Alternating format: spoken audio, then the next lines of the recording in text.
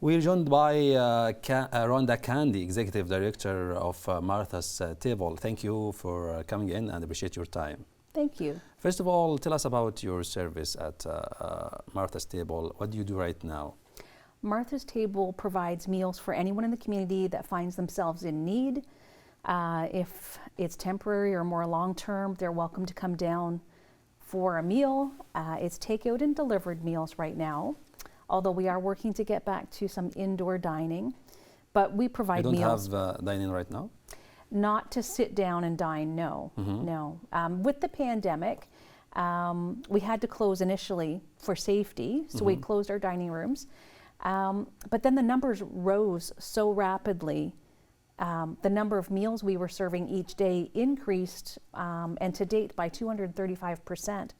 So our facility was at capacity pre-pandemic. So with a 235% increase, we are so far beyond capacity, there simply isn't room for people to come in and sit down and dine. So that's why you make it delivery and take away? Yes, we're trying to meet the needs to the best of our ability. But you know, as I say, we're working to move back to some indoor dining because we know how important it is. Social connection in community gives you a place and a purpose. And isolation can really be detrimental to mental health. So we're really working hard to return to that in-person service. And do you offer 3 meals, breakfast, lunch, dinner, or just 1 meal or what? Pre-pandemic, we did the breakfast, lunch, and dinner. And since 2020, it's just been a midday meal, so lunch. So again, that's our goal as well, to have a return to breakfast, lunch, and dinner. And we hope that happens by the end of 2023. And how many people do you serve right now, a day? About 440 people a day. 440 people? Yeah, it's a lot. We don't ask questions. There's no qualifying, nothing that makes you exempt from using the program. You can come down and get a meal at no charge. Everyone's welcome. How come? Fill in the application or? No, no questions asked. Yeah. Just come in? Just show up. Okay. Yeah. And for how long do you offer this service in Kingston? Since 1997, we've been serving the community. So again, that was with indoor service, a restaurant environment. Interesting, yeah. Yeah. But with the pandemic in 2020, it turned everything upside down. And now we're doing takeout and delivery. Comparing with the first day back to 1997, how many people came there? 4. And now 440. So yes. From 4 to 440. Yeah. Amazing. It is. It's quite dramatic. I mean, we've increased every single year a certain percentage, but 235% is it's off the charts. It's not something anyone has experienced, and we were happy just to keep up with the demand. We didn't miss a day. We kept meals going out, but it's been a challenge. And it's free, right? It's free, yeah, no charge. And we hope to keep it that way because that's the purpose of Martha's Table. When people can't afford food, nutritious food, prepared food, that's what we want. At the beginning, what was the reason to open this and to launch this service? In the 90s, there were some government cutbacks to social support programs. Some programs were closed completely and people were sort of turned out and left to their own devices. And community members saw this happen. They saw the need, and you know, not everyone is an expert in a field, but most people can prepare a meal. So that's how it started, very grassroots. I asked you, because you said that at the very beginning day, you just saw 4 people. So that's why, what was the need at this time? Well, day one was 4 people, but word has to get out. Word spreads, momentum builds, it gets busier.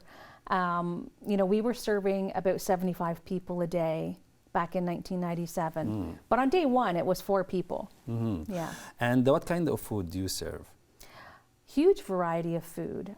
We have maybe a casserole, chili or stew, maybe roast beef and mashed potatoes, We have falafels and rice, lentils. Can client choose, or you have just? No, unfortunately, we do offer vegetarian meals for those that choose to be or are vegetarians.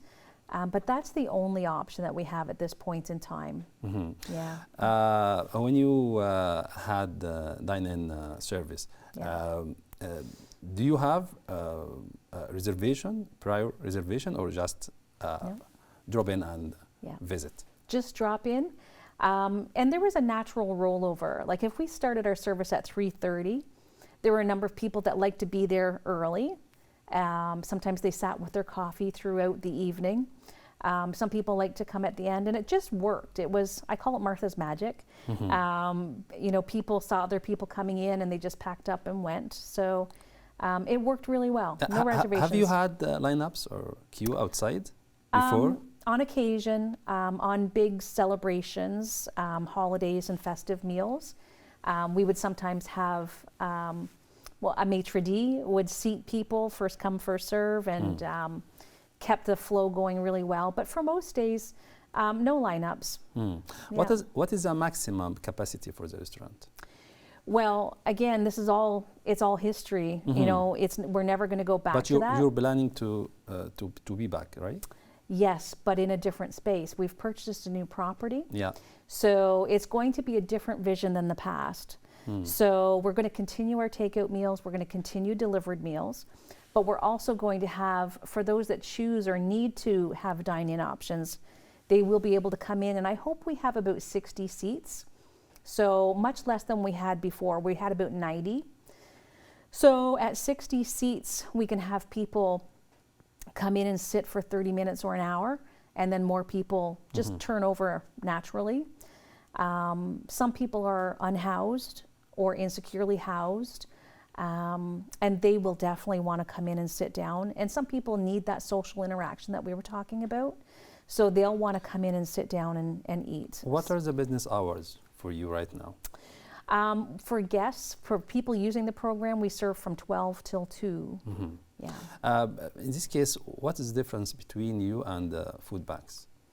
Well, the food bank provides groceries, if you will. So unprepared food that you can take home and cook yourself. And Martha's, we take those groceries and prepare a meal and serve it. So it's put on a plate or in a package, and it's served as a complete sit-down meal. So you mentioned that you purchased a new building. For what purpose? So we can have that return to indoor dining. So we can offer that space for people to sit, to socialize, to get out of the weather. Right now we're using it for emergency warming because it was so cold last week. Even though we have a lot of renovations to do, we knew how important and necessary it was to get people off the street, even for a little while, just to warm up.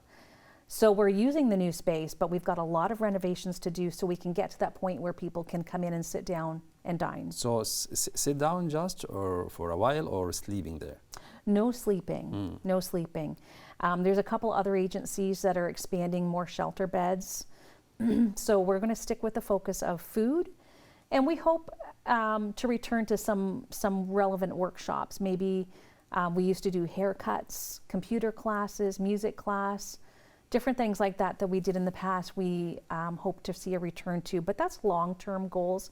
Maybe in a couple years we'll get back to that. How do you, in general, finance this project? That's the best question. We are solely reliant on the community. So Kingstonians have always supported Martha's every year. As we've grown, so have the donations, and we're so appreciative. But you know, this was a big expense, and it's going to continue to be a big expense as we do the renovations and some repairs. So, you know, we reach out to folks that are able to support. Food security is so important and so talked about in our community. Thankfully, the stigma is reducing because people are understanding how easy it is to become food insecure because of cost increases. Everyone is dealing with something that they're having to economize on. So, so shall I guess that this is the most obstacle you face right now? Always we worry about the funding, yes. It is. And yeah. how many volunteers do you have at the restaurant? We have about 90 right now. And pre-pandemic, it was about 1,000. Wow. So again, our whole model of service has changed. But we still have some really dedicated people and needed. Actually, I have a lot of questions, but as you know, time flies and runs out. Yeah. So what is your location and how people can reach you? We're at 629 Princess, which is at the corner of Princess and Nelson. And if they'd like to reach us, they can send us an email. The general mailbox is info@marthastable.ca. They can call us. I'm always available and happy to chat. I love feedback. I love suggestions from any member of the public. And stop by, knock on the door and say, can I see Ronda? Can I see us? Yeah. Do you have any future plan? Martha's Table? Yes. Our long-term goals are to return to indoor service, breakfast, lunch, and dinner, have that expansion, and you know, again, to return to additional services, like things that are going to help people get through their day. We do identification replacement clinics, dental hygienist, haircut, and so on. Those are our main goals right now. As you said, you know, funding is always a priority. So our immediate goals are always to be here for tomorrow and tomorrow. But then we look forward. Awesome. Yeah. Ronda Candy, Executive Director of Martha's Table. Thank you very much for your time again and for coming in. Thank you. Thank you.